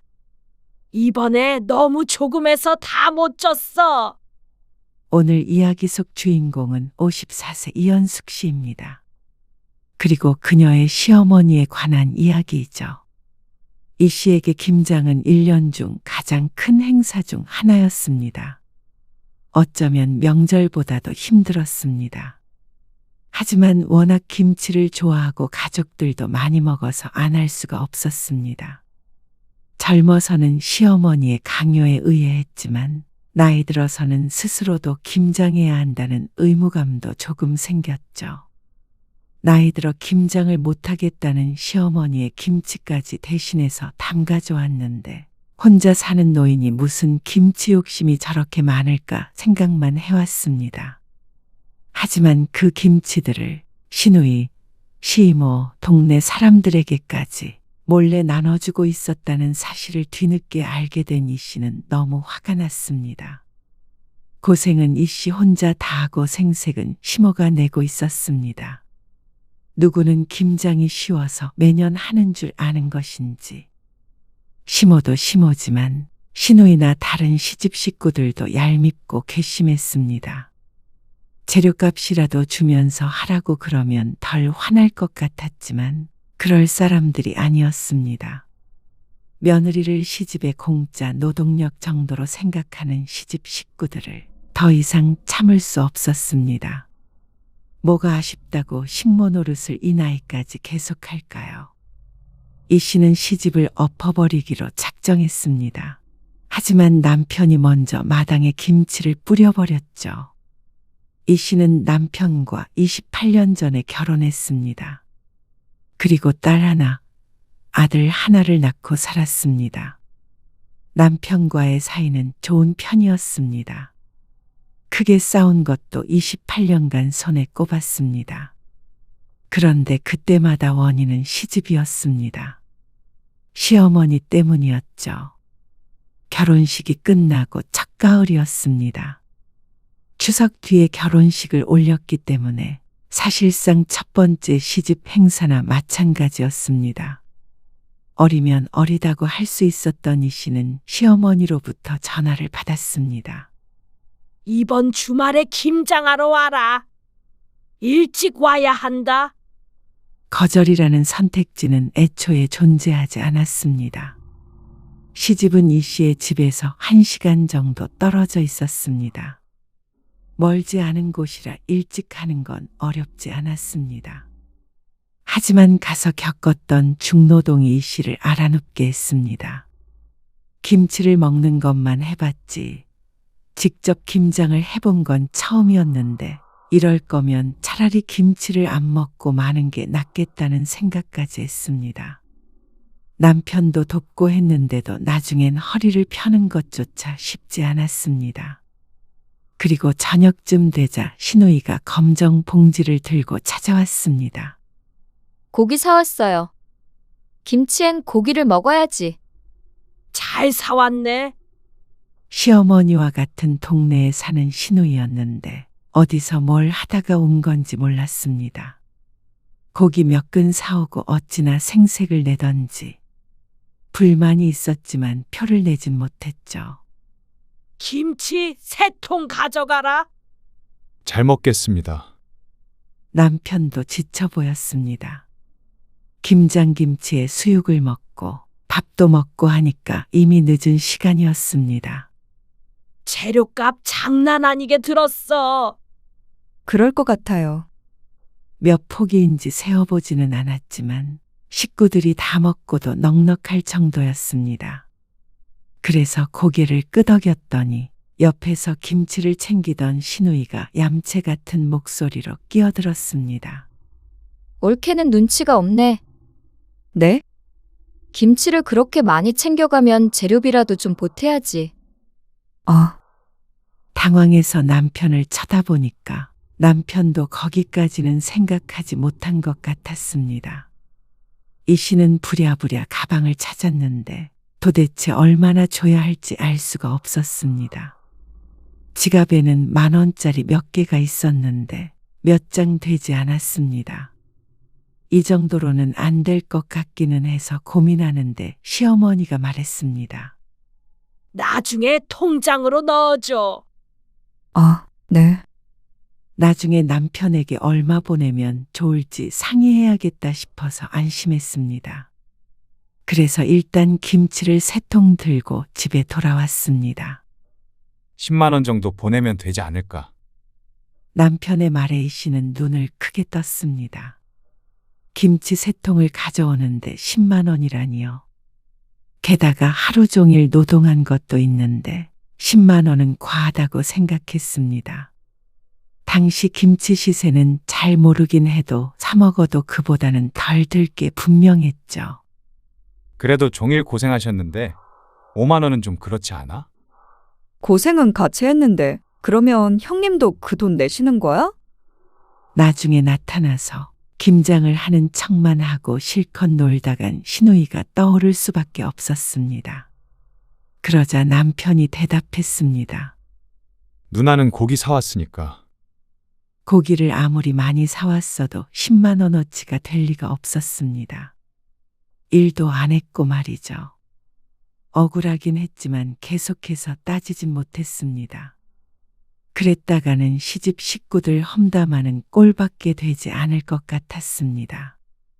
이번 일로 남편이랑 싸우고 싶지는 않았습니다.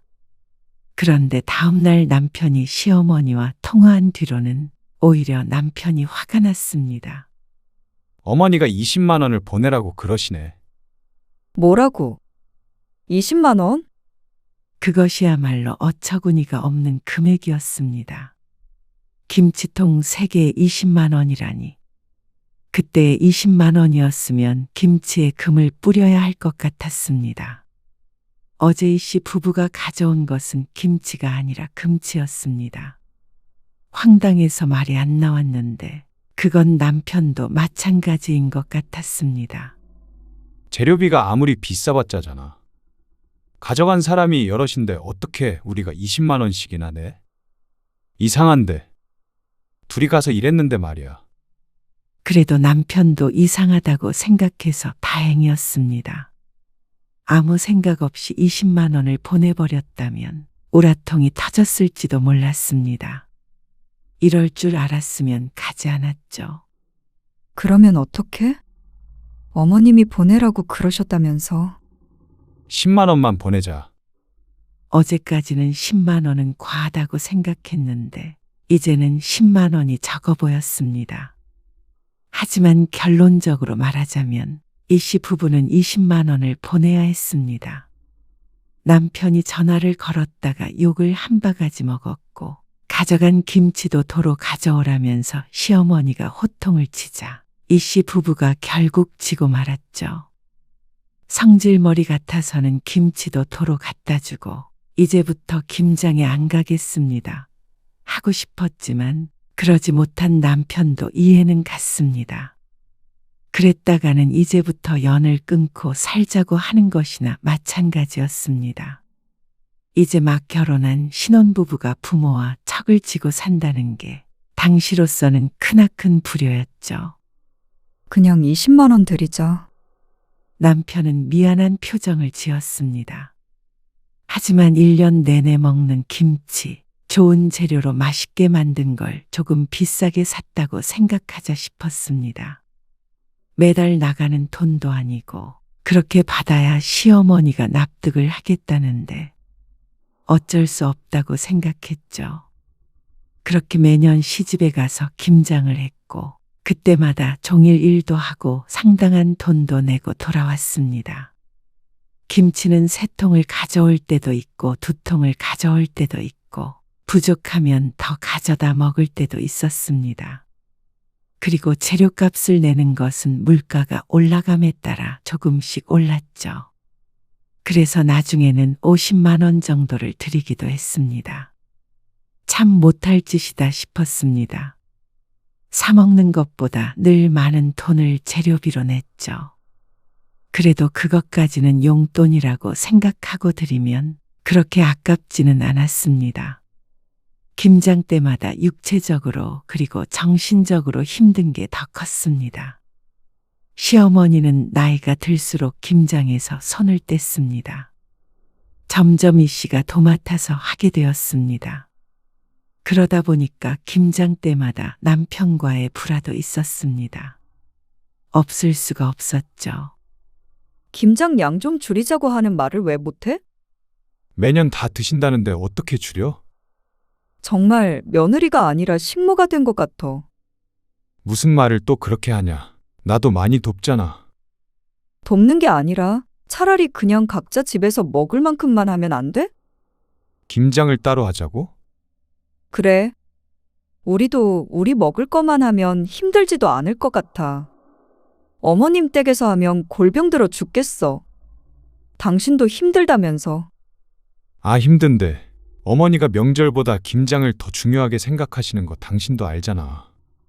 나는 김장에 참여 안 한다고 그래. 어떻게 그러냐고 도대체. 싸우자는 소리잖아. 이 씨가 힘들어하는 걸 이해한다면서도 시어머니에게 싫은 소리는 잘하지 못하는 남편이었습니다. 평화주의자였고 좋은 게 좋은 거라는 생각이 컸습니다. 그런 성격이 좋아서 결혼했던 것이었는데 이런 성격 때문에 싸우게 될 줄은 몰랐죠. 비슷한 일들이 수도 없이 많았습니다. 정말로 김치를 더 이상 받아가지 않겠다고 했다가 천하의 몹쓸 며느리가 되기도 했고 시어머니가 눈물바람을 하기도 했습니다.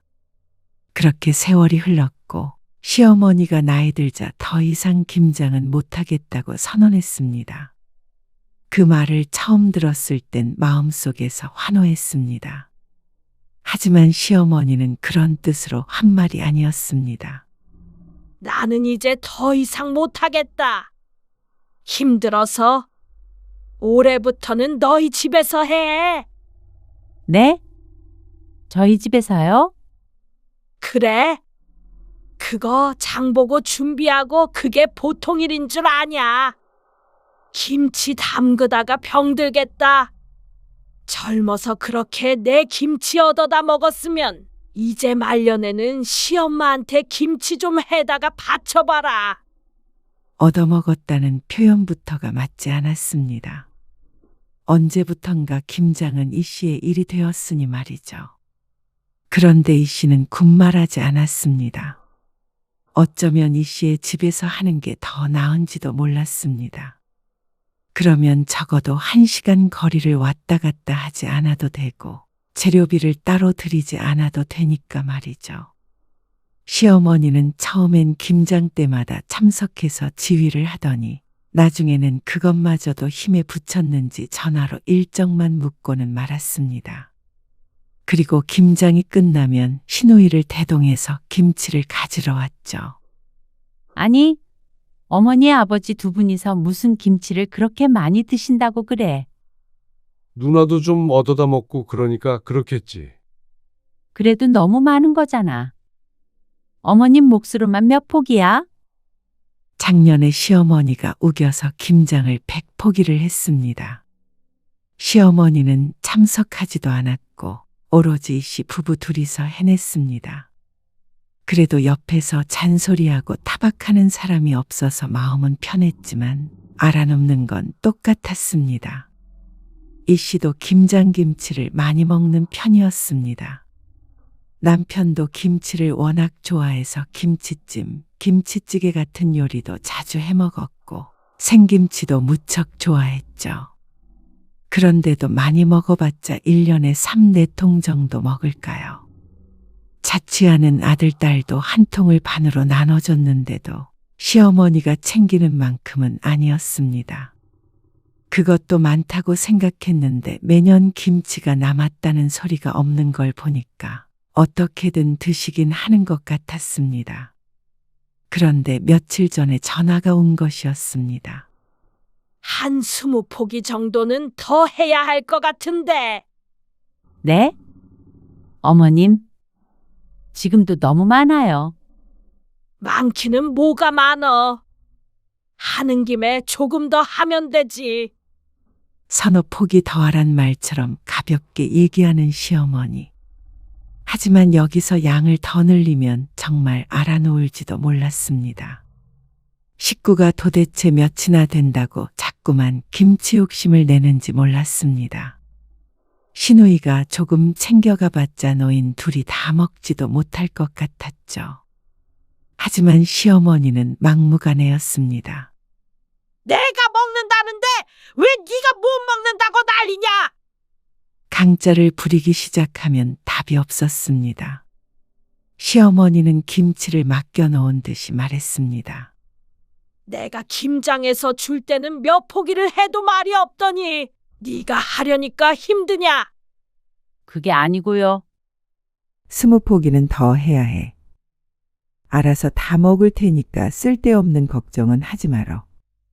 그리고 배추 절여진 거 살 생각은 추호도 말어라. 지난해에 절여진 걸 사서 하자고 했다가 얼마나 혼쭐이 났는지 몰랐습니다. 그 얘기를 또 꺼내면서 신신당부를 했습니다. 전화를 끊었는데 옆에서 듣고 있던 남편도 한숨을 쉬었습니다. 어머니 아버지는 참 아무튼 옛날 분들이라 그래. 김치에 대해서 유별난 그런 게 있잖아. 유별난 것이야 알겠지만 왜 며느리를 잡는지 이해가 가지 않았습니다.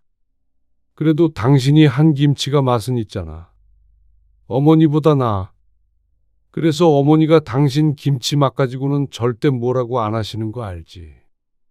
이 씨의 기분을 풀려고 하는 소리였지만 그런다고 김장이 행복해지는 것은 아니었습니다. 차라리 음식 솜씨라도 없으면 모르겠는데 이 씨는 김치를 시어머니에게 배우긴 했지만 지금 이 씨 혼자 김장하는 게 훨씬 맛있긴 했습니다.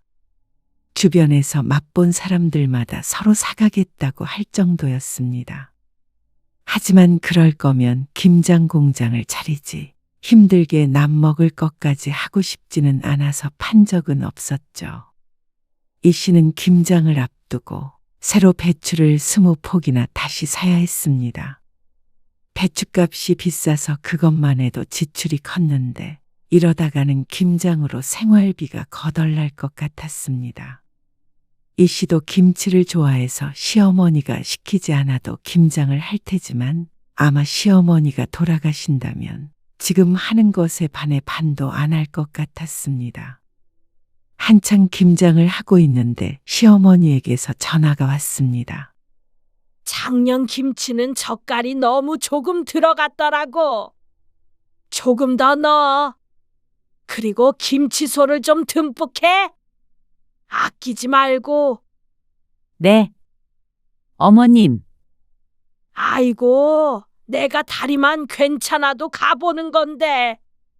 시어머니가 온다고 도움이 되지 않았습니다. 오히려 여기에 스트레스까지 더해지니 안 오는 편이 이 씨에게는 나았습니다. 김치통 넉넉하게 있지? 지난주에 남편이 내려가서 잔뜩 가지고 왔습니다. 덕분에 작은 방엔 김치통이 한가득이었죠. 네. 넉넉히 있어요. 배추 잘 절여야 해. 안 그러면 물 나오고 맛도 없고 다 망치는 거야.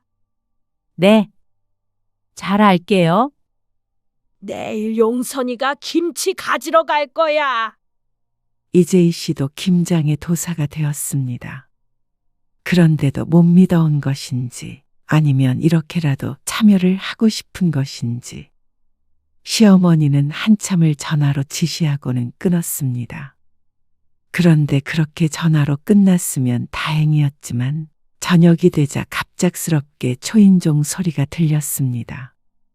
누구 올 사람 있어? 아니, 없는데. 애들인가? 혹시나 아들이나 딸이 왔을까 싶어서 남편이 문을 열어보았더니 시어머니와 시누이가 서 있었습니다. 내가 뭐 사왔게? 검정 봉지를 손에 든 시누이. 수육용 고기를 1kg 사왔다면서 해맑게 웃었습니다. 김장이 다 끝나갈 때쯤에 온 속내가 환하게 보였습니다. 얄밉지만 어쩌겠나 싶었습니다. 귀찮아서 수육은 안 하려고 고기를 안 샀는데 이왕 이렇게 된 거 다 같이 먹자 했죠. 그런데 고기를 올렸으면 한참 기다려야 하는데 배추에 속을 넣고 있는 게 안 보이는 것인지 시어머니도 시누이도 거들 생각도 안 했습니다. 곧 80이 되는 시어머니는 당연히 그렇다 쳐도 사지 멀쩡한 시누이는 앉아서 구경하다가 속을 집어먹고 완성된 김치를 손으로 계속 뜯어먹으면서 훈수를 뒀습니다. 거기는 하얀데 어디요? 거기 안쪽에 싹 들어가지고 넣어야지. 나중에 싱겁다고. 작년에도 그런 거 몇 개 있던데 그거는 올케가 한 거구나. 남편이 한 게 뻔했지만 아무 말 않고 묵묵히 계속 일을 하고 있었습니다. 나는 이래서 김장이 좋아. 너무 정겹잖아. 그리고 김장하자마자 고기 싸 먹으면 정말 얼마나 맛있는데. 나는 삼겹살보다 그게 더 좋더라. 그래서 김장 안 하는 집안 보면 이해가 안 돼. 그러는 본인도 따로 김장을 하지 않으면서 말은 잘했습니다. 우리는 시댁도 김장을 안 해. 김치 안 좋아하면 그게 한국인이야?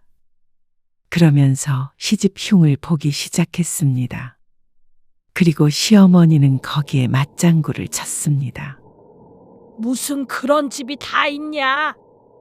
그러면 김치찌개도 안 먹냐? 이 씨가 보기에는 정말 좋은 시부모였습니다. 결국 며느리한테 김장하라고 안 한다는 건데 고마운 줄 모르고 흉을 보나 싶었습니다. 아, 올케. 한 통은 있잖아. 썰어서 담아줘. 네? 이걸 썰라고요? 한 입에 먹게 썰으라고. 갑자기 엉뚱한 요구를 하는 시누이. 세상에 김장하고 썰어서 넣는 사람이 있나 싶었습니다. 먹을 때마다 썰어야 맛있죠? 그러면 먹기 불편하잖아. 한 통만 그렇게 해줘. 한 통만. 그러면 자기가 좀 일어나서 하면 좋을 텐데 시누이는 꼭 시장에서 생선은 손질해서 달라고 요구하는 손님처럼 아주 당연하게 말했습니다. 손 하나 까딱 안 하면서 말이죠. 생전 썰어달라는 적이 없었는데 이상하다 싶었습니다. 꺼내서 도마에 놓고 써는 게 너무 불편해서 그래. 본인이 그렇다는데 이러쿵저러쿵 할 문제는 아니었지만 무척이나 귀찮고 짜증이 났습니다. 이 집 식구들은 어째서 며느리를 몸종처럼 부리려는 것인지 몰랐습니다. 이제 싹 치우자. 양념이 조금 남았고 지금 바로 먹을 한 포기를 제외하고는 모두 김치통에 담겼습니다. 허리를 펴보려고 하니까 곧장 앓는 소리가 나왔습니다. 남편도 사정이 크게 다르지 않은지 끙끙거리고 있었죠. 그 모습을 보더니 시어머니가 혀를 찼습니다. 그러니까 할 줄도 모르는 걸 뭐하러 해? 너는 네 남편을 이렇게 부려먹고 싶냐? 끊임없이 나왔던 주제였습니다. 그런데도 볼 때마다 못마땅한 것 같았습니다. 하지만 이것만큼은 이 씨도 물러날 수가 없었습니다. 만약 남편도 일을 안 시키고 이 씨만 일하게 한다면 틀림없이 엎어버릴 것이었습니다. 다 정리하기도 전에 시누이가 식탁에 앉으며 말했습니다. 얼른 고기부터 썰어봐. 저녁을 안 먹었더니 배고프네. 이것 좀 치우고요. 아, 누나는 돕지도 않고 참. 내가 이 집 며느리야? 내가 왜 도와? 남의 집 김장을. 출가 외인이라는 말 몰라? 본인은 웃긴지 깔깔거리는데 이 씨는 하나도 웃기지 않았습니다. 출가 외인이 왜 남의 집 김장에 와서 고기를 먹는 건지 이해가 안 됐죠. 애미야, 밥 좀 차려라. 대충 치우고 와. 먹고 치우면 되지. 그 와중에 밥 차리라고 성화인 시어머니와 시누이. 누가 더 밉나 대결이라도 하는 것 같았습니다. 이래서 이 씨가 차라리 혼자서 김장하는 게 편하다는 것이었습니다. 오늘 시어머니가 못 온다고 그래서 다행이라고 생각했는데 결국 결말이 똑같았습니다. 시어머니가 돌아간 뒤 이 씨는 남편과 가벼운 말다툼을 했습니다. 연례 행사나 마찬가지였습니다. 차라리 다음날 김치만 가지러 오시라고 그래. 어? 아, 어떻게 그러냐? 수십 년간 남편이 반복한 말이었습니다. 어머니한테 어떻게 그러냐. 그러는 어떻게 아내한테 이럴 수 있는지 몰랐습니다. 도대체 김장을 거진 100포기를 시키는 게 어디 있어? 식구가 여럿이라서 다 같이 김장하는 것도 아니고 나한테만 하라고 그러시는 거잖아. 나도 같이 하잖아. 억지로 그러는 거고 그것도 못마땅해 하시잖아. 나도 이제 할머니 돼도 이상하지 않을 나이야. 허리도 아프고 무릎도 아프고 무갈다가 손목 나가게 생겼어. 그런데 밥 차려라, 고기 삶아라, 김치는 이렇게 해라, 저렇게 해라. 당신이 가만히 있으니까 더 그러시는 거잖아. 나라고 좋아서 듣고 있어. 그러면 그게 노인네 낙이라는데 어떡해? 이래서 늘 싸우는 것이었습니다. 효자 남편은 나이 든 어머니 충격이라도 받을까봐 할 말도 제대로 못했죠. 그나마 김장을 적극적으로 도와서 여태 참고 했던 것이지 남편이 예뻐서가 아니었습니다. 김장은 지긋지긋했습니다. 온 나라가 김장 때문에 떠들썩한데 솔직히 이 씨는 김치는 사 먹어도 그만이었습니다. 물론 김장김치를 좋아하기는 했지만 이 정도의 대가를 치러야 한다면 맛은 어느 정도 포기해도 될 것 같았습니다. 그리고 왜 아무도 재료값을 안 주는 거야? 재료값. 우리 마지막에 재료값 얼마 냈는지 기억 안 나? 김장은 10년 전에 가져왔는데 당시에 고춧가루가 비싸다면서 50만 원을 내놓으라고 했던 시어머니. 적어도 시누이도 어느 정도는 내고 있는 줄 알았는데 그게 아니었습니다. 시어머니도 이 씨가 아무 말도 안 하니까 김장비에 보태라고 10원 한 장도 주는 법이 없었습니다. 시누이는 또 고기 사왔으니까 퉁지자는 식이었습니다. 예전과는 또 달라서 100포기를 담그려면 그 비용도 어마어마했습니다. 그런데 돈 많이 들지 않았냐 하는 인사치레조차 하지 않았습니다. 수고했다는 말 한마디도 말이죠. 이러니까 이 씨도 부하가 날 수밖에 없었죠. 그런데 정말 기가 막힌 일은 이듬해, 그러니까 작년에 일어났습니다. 이 씨는 추석이 지나고 한 달쯤 돼서 수술을 했습니다. 자궁근종을 제거하는 수술이었는데 그 때문에 5일 동안 입원해 있었습니다. 그래서 이번에 김장을 해야 되나 말아야 되나 남편과 상의를 하고 있을 때였습니다. 지난해 김치는 다 먹었지만 그래도 건강을 생각해서는 올해는 건너뛰자고 남편과 이야기를 하고 있었죠. 그런데 그걸 귀신같이 알고는 시어머니가 전화했습니다. 올해 김장 할 만하냐? 아, 올해는 힘들 것 같아요. 몸도 별로 안 좋고 그래서요. 그러냐? 그럼 한 일주일 미뤄서 하면 낫지 않냐? 아, 애들 아빠가 올해는 건너뛰자고 하네요. 뭐? 걱정하는 듯이 말을 하던 시어머니는 김장을 건너뛴다는 소리에 펄쩍 뛰었습니다. 세상에 김장을 안 하고 지나가는 법이 어디 있어? 시어머니는 극단적으로 표현하자면 차례는 안 지내도 김장은 무조건 해야 하는 사람이었습니다. 그러면 1년 동안 김치는 어떻게 하자는 거야? 맨 밥만 먹냐? 어떻게 김장 한 번 안 했다고 맨밥만 먹는다는 것인지, 수술한 지 얼마 안 된 며느리보다 본인 밥상이 걱정인 모양이었습니다. 남편이 전화를 바꿔서 설득해도 소용이 없었습니다. 올해는 한 150포기 하려고 했는데 무슨 말을 하는 거야? 상식적이지 못한 말에 기가 차서 헛웃음만 나왔습니다.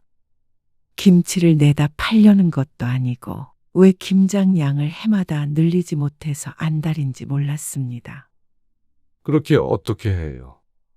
집사람 몸도 안 좋은데 그 많은 김치 다 담그다가는 쓰러져요. 남편조차 이 씨의 편을 들었죠.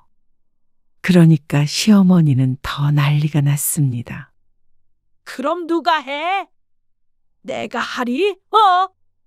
며느리가 돼가지고 여든먹은 시엄마가 허리 굽히고 김장하는 꼴을 봐야 된다고 그래?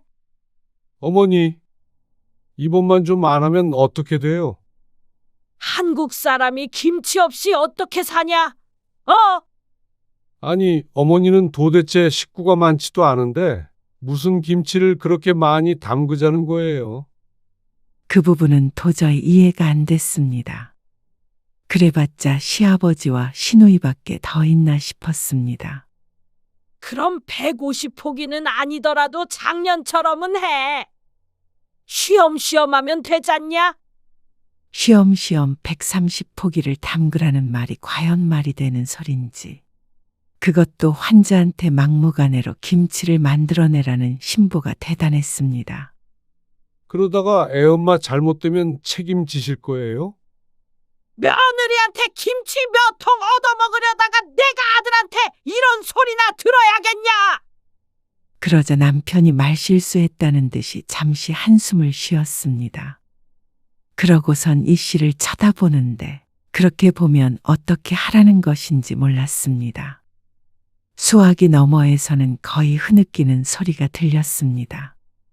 며느리라고는 하나 있는데 이런 말도 들렸고 서러워서 못 살겠다는 말까지 들리는 것 같았습니다. 이 씨는 가슴이 울컥 뜨거워졌습니다. 도대체 며느리를 언제까지 갈아댈 것인지 궁금했습니다. 이제 이 씨의 나이도 결코 적지 않았습니다. 그러면 한칠 80포기만 해라. 그러자 남편이 한숨을 쉬면서 대답했습니다. 그것도 많아요. 30포기만 할게요. 내년에는 조금만 드세요. 그래? 알았어. 평소에 하던 김장 양보다 훨씬 적었지만 시어머니는 그러자 했습니다. 전화를 끊고 남편이 말했습니다. 내가 할 테니까 당신이 옆에서 말만 해줘. 남편으로서는 현실적인 타협을 한 것 같았지만 그래도 속이 상했습니다. 시누이도 있고 그런데 어째서 며느리만 모든 집안일을 도맡아 해야 하는 것인지 몰랐습니다. 남편이 하겠다고는 했지만 그런다고 속상한 마음이 사라지는 건 아니었습니다. 시어머니는 며느리가 아픈 줄 알면서도 시킨 것이기 때문이었죠. 그래도 남편이 어떻게든 해서 주기만 하면 시어머니 하소연은 안 들어도 되겠구나 싶어서 이 씨는 그냥 그러라고 했습니다. 남편이 자기가 하겠다는데 그것도 싫다고 하면 그건 이 씨의 신보가 안 좋은 것일지도 몰랐습니다. 그런데 참 쉽지가 않았습니다. 여보, 비켜봐.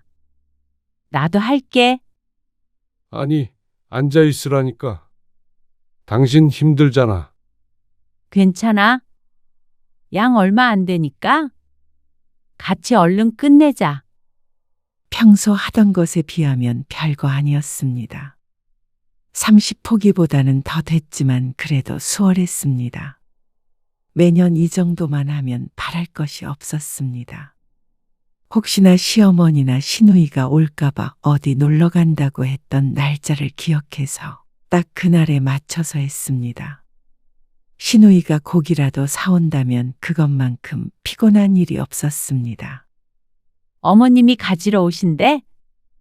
내일 오전에 누나랑 들른대. 내일 오전에? 우리 없잖아. 말했더니 꺼내두면 가지고 간다고 그러시네. 평소보다는 수월했어도 노동은 노동이었습니다. 이 씨는 김장이 끝난 후에 푹 퍼져 있었습니다. 고기고 뭐고 입맛도 없었습니다. 다음 날 이 씨는 남편과 함께 외출했습니다. 오전에 아들, 딸들을 만나서 시간을 보내다 점심을 먹고 헤어졌습니다. 그리고 집에 와서 귀신에 홀린 것 같은 기분을 느껴야 했습니다. 어머님 왔다 가신 거 맞지? 남편은 말이 없었습니다. 어제 김장한 것을 통에 담으니까 11통이었습니다. 그 중에서 6통을 드린다고 아침에 꺼내놨는데 그것은 당연히 없었고 김치냉장고도 텅텅 비었습니다.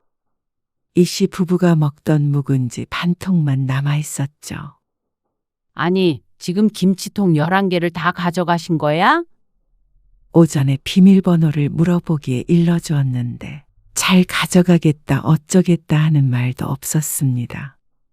어련히 꺼내져 있는 6통을 가져갔겠거니 싶었는데 그게 아니었죠.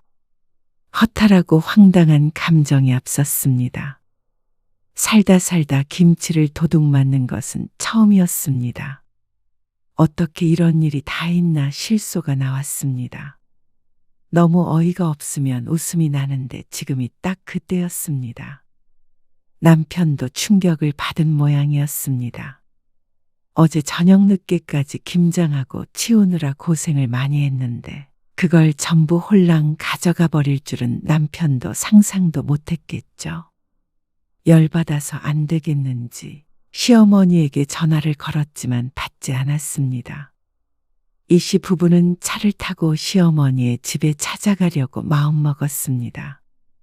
바보처럼 그냥 있을 수는 없었죠. 차 타고 1시간을 가더라도 가서 도로 가져오자 싶었습니다. 그런데 시어머니의 집에 도착하자 더욱 황당해졌습니다.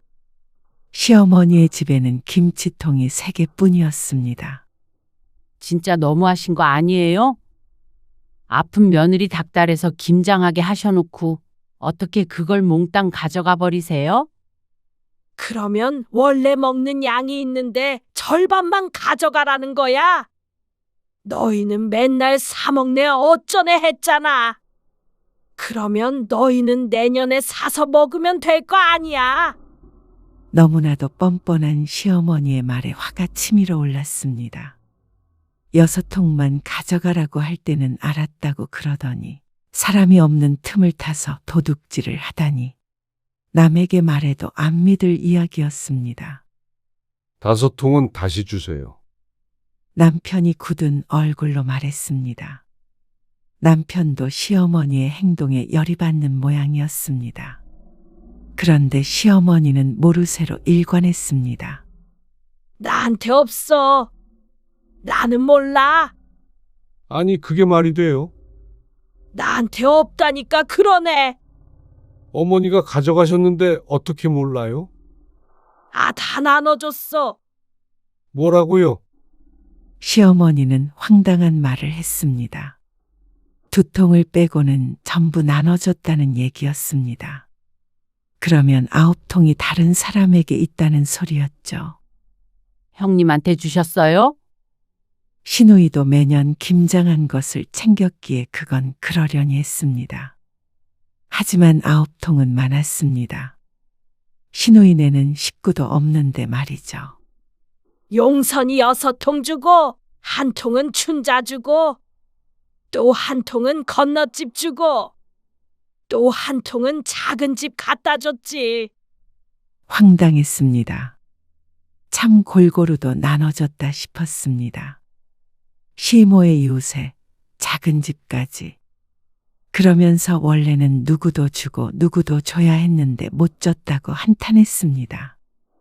여태 그러면 어머니 안 드시고 그렇게 여기저기 나눠주신 거예요. 이상하다는 생각은 했습니다. 아무리 김치를 좋아한다고 해도 남다르다고 생각했습니다. 어떻게 얼마나 먹는지는 확인할 길이 없기에 당연히 시어머니가 먹고 있다고 생각했습니다.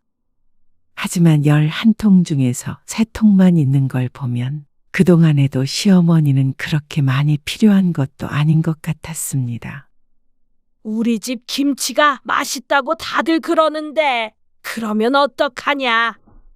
이번에 너무 조금해서 다 못 줬어. 아니, 재료비도 그렇게 많이 받아가 놓고는 그걸 다 딴 사람을 줬다고요?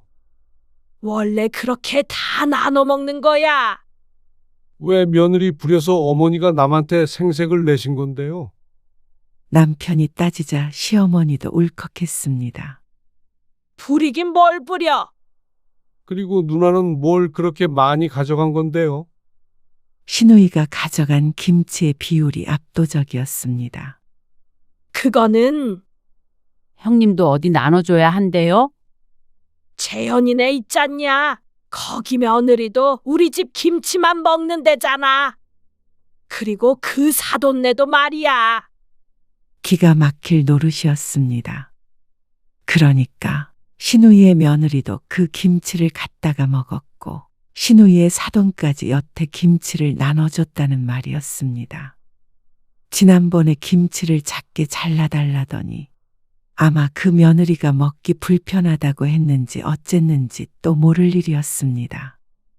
그러니까 비상식적으로 많은 양의 김장을 한 것이 이해가 갔습니다. 아마 이번에도 김장을 많이 했다면 그 사람들이 더 많이 가져갔거나 더 많은 사람들이 가져다가 먹었겠죠. 그동안 고생했던 일들이 주마등처럼 스쳐 지나갔습니다. 6통 가지고 누구 코에 붙이냐. 먹는 사람들이 몇인데 그래서 다 가져왔지. 그걸 왜 다 제가 담갔는데요? 이 씨도 화를 내지 않을 수가 없었습니다. 너무 억울했습니다. 어느 정도 주변 사람들과 나누는 것은 이 씨도 이해를 했습니다. 김장 때는 다들 그랬으니까 말이죠. 그런데 이건 너무했습니다. 정작 시어머니가 먹는 양은 얼마 되지도 않았던 것이었죠.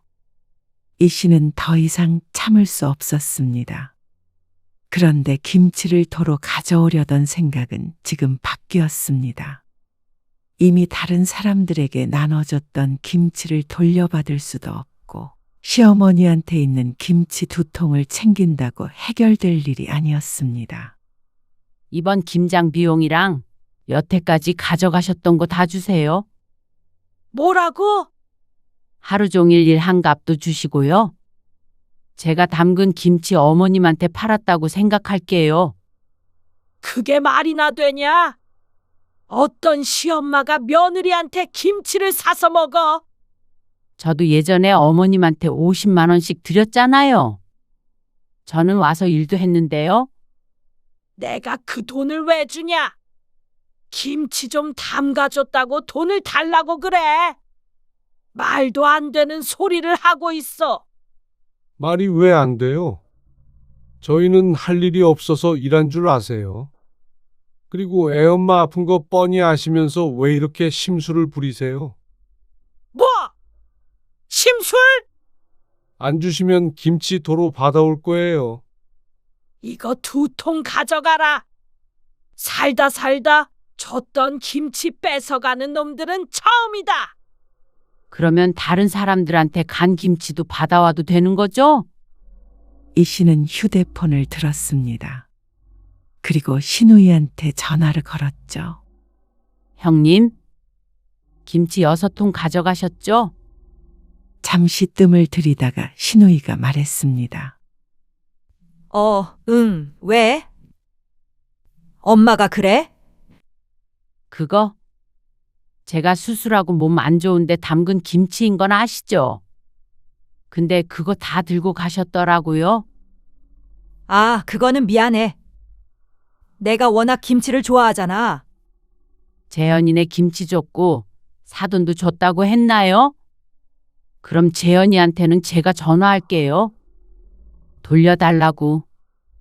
그리고 재현이 장모님 번호도 제가 받아야 해요? 아니면 알려주실래요? 그러자 신우이가 당황했습니다. 아니, 나는 엄마가 가져가라길래. 내 몫은 줄게.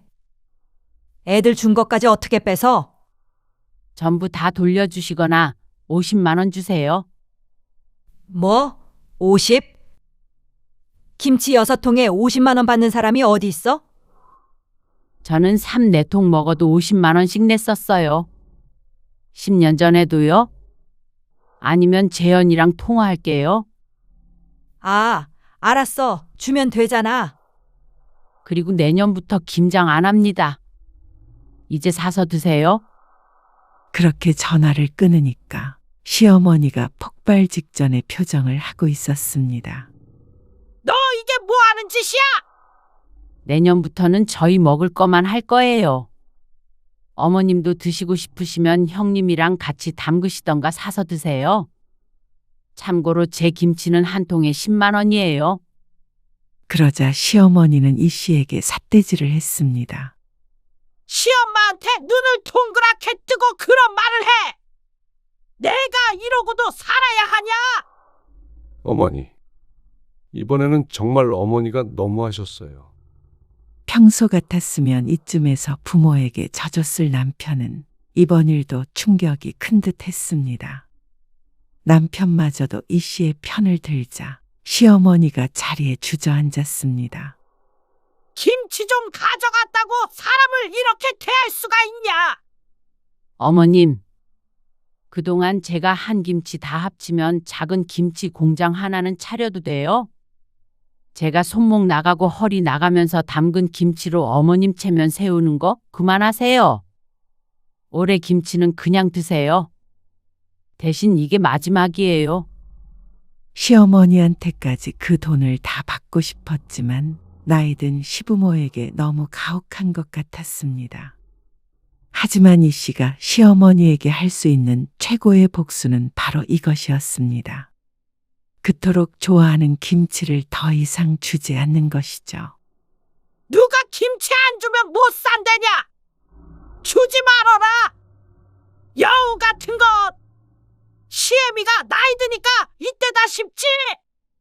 이렇게 날 무시하고도 네가 사람이야? 심보를 못되게 먹으니까 병이 나는 거야. 나쁜 년. 다신 찾아오지 마. 못된 심보 때문에 아파서 수술한 거라는 말에 이 씨도 놀라서 쳐다보았습니다. 아무리 화가 나도 어떻게 그런 말을 할 수가 있는지 굳어있는 이 씨 옆을 남편이 지나쳤습니다. 이것도 그냥 드시지 마세요. 남편이 차갑게 말한 후에 김치통을 열어냅다 마당에 던져버렸습니다. 그러자 마당에 빨간 국물이 흘러내렸죠. 너! 이게 무슨 짓이야? 그리고 그렇게 말씀하셔도 다시 올 일 없어요. 시어머니는 악을 쓰면서 화를 냈습니다. 남편도 그 모습을 보더니 질린다는 듯 고개를 절레절레 흔들었습니다. 그런 시어머니를 뒤로하고 이 씨와 남편은 대문을 나섰습니다. 어쩐지 배가 싸하게 아픈 것 같아서 부여잡자 남편이 놀랐습니다. 괜찮아, 당신?